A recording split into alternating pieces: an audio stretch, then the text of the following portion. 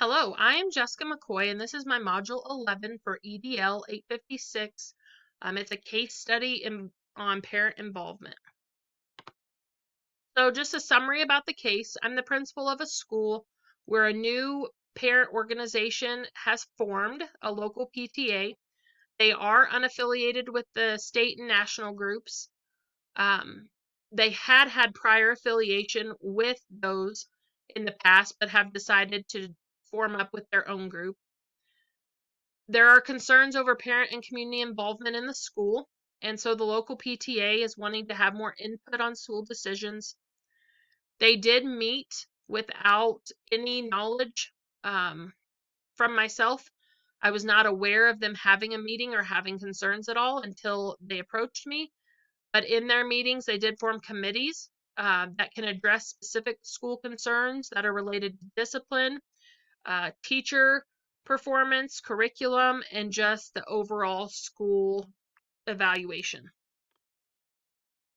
So looking at this case, there are some legal or ethical issues to consider. The number one issue is with confidentiality. Certain student information is protected by the FERPA laws, and so it is my job as the principal to make sure that those laws stay intact. Socioeconomic status, test results, individual student data cannot just be shared with anyone, even like a parent organization. So it just comes down to a need to know basis. And I must keep that in mind because it is so important moving forward. And the other issue I saw that I feel like is kind of a legal or ethical one is with the school board. There was no mention in the case study about the school board being involved. And I think that's a huge important factor there.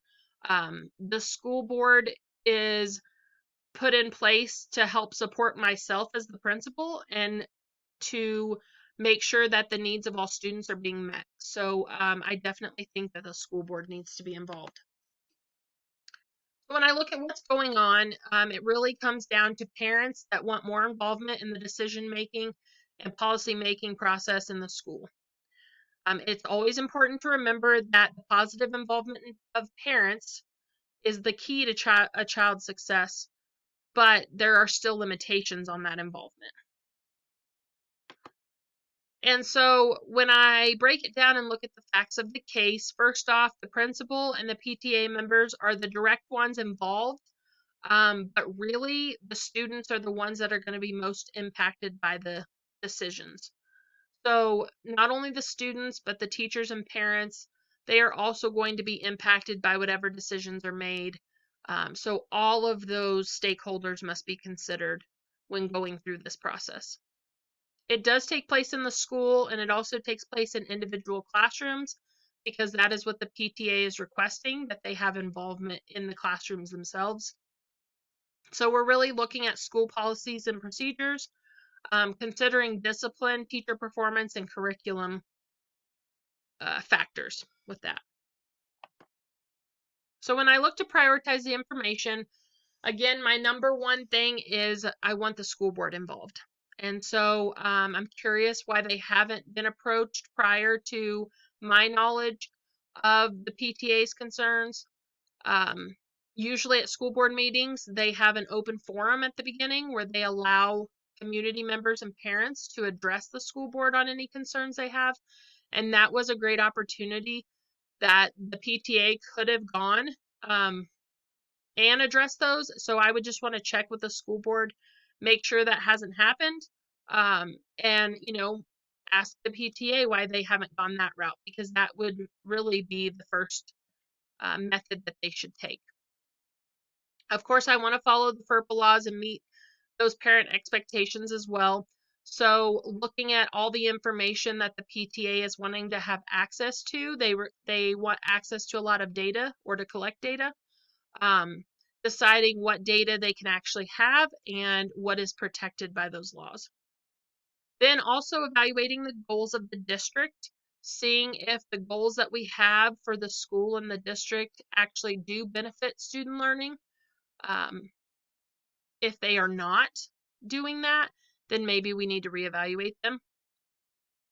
I want to look for any parent concerns that maybe weren't met in the past. Did individual parents approach the school or the school board with issues and they never get addressed? And that's why the PTA has come up with this plan, kind of demanding that they be involved.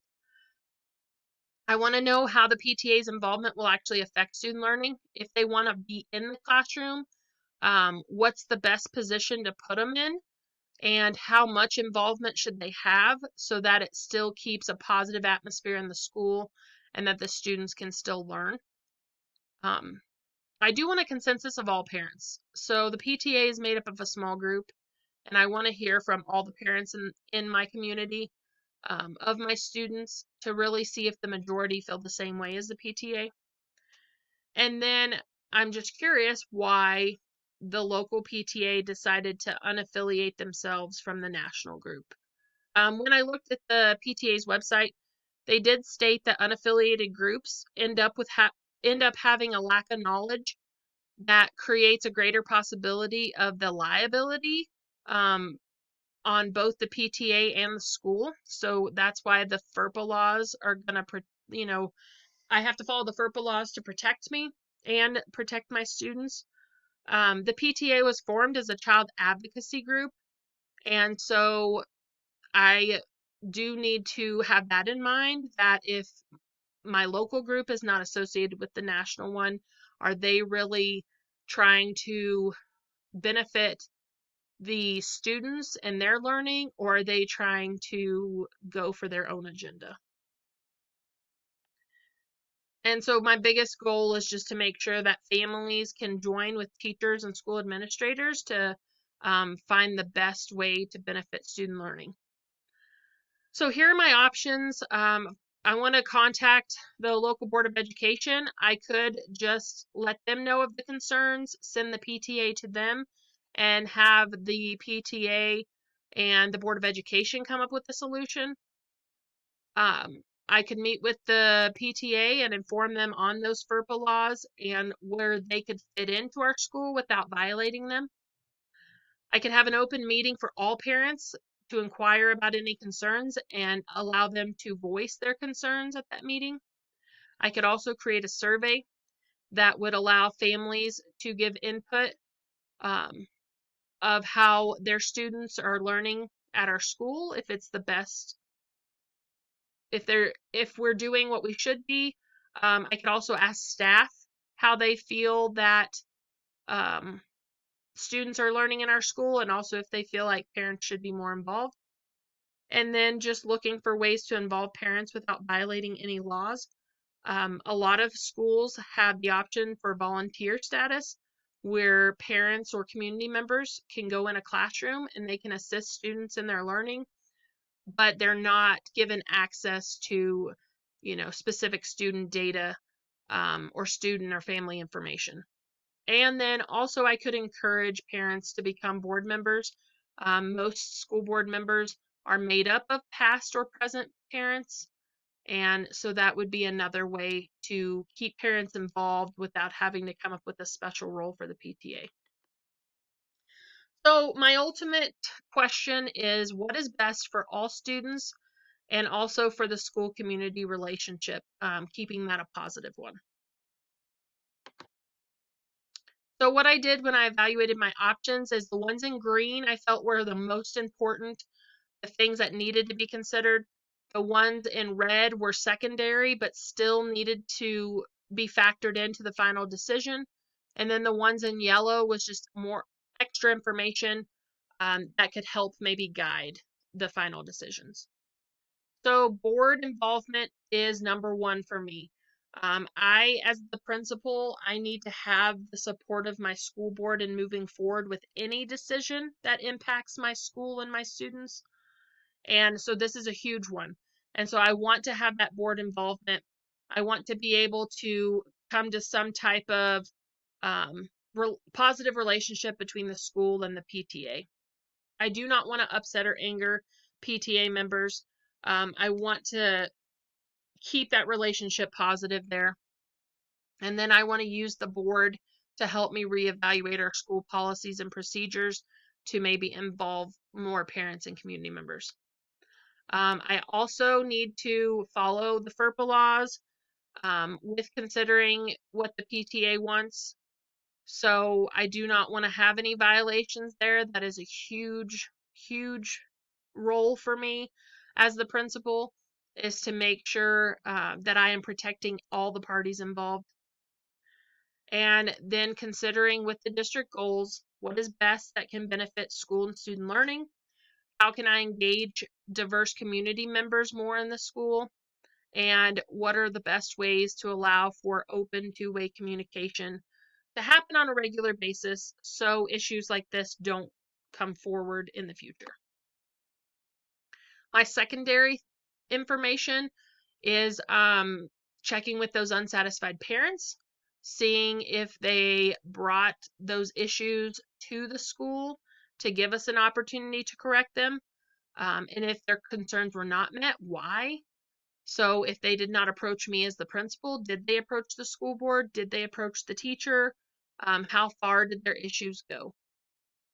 I also want to know about the best way to get the PTA involved, finding some middle ground where there's more positive than there is negative, and then getting that majority of parents, getting a consensus to see where the majority stand as far as what's best for their students with their learning progress. And the school climate is really going to tell me a lot. So just making sure that I have that input from parents. And then, of course, just the curiosity behind why there's an independent PTA now formed, when in the past the local PTA was associated with the national group and they were very successful in working with the school. So just why all of a sudden there was a change. So I feel like my best choice is to keep the board involved. It protects all stakeholders. Just have them work with me to come up with some type of plan that we can put in place. We want to work to have more family engagement by protecting our students and families in the process, and just come up with some type of middle ground there. So first off, I would meet with the board. I would discuss with them what the PTA came to me with as concerns, and then we would come up with some sort of plan and meet with the PTA at that point to discuss our possible options moving forward. We'd use the results from the surveys and the open parent meeting to help determine the best role for the PTA to be involved.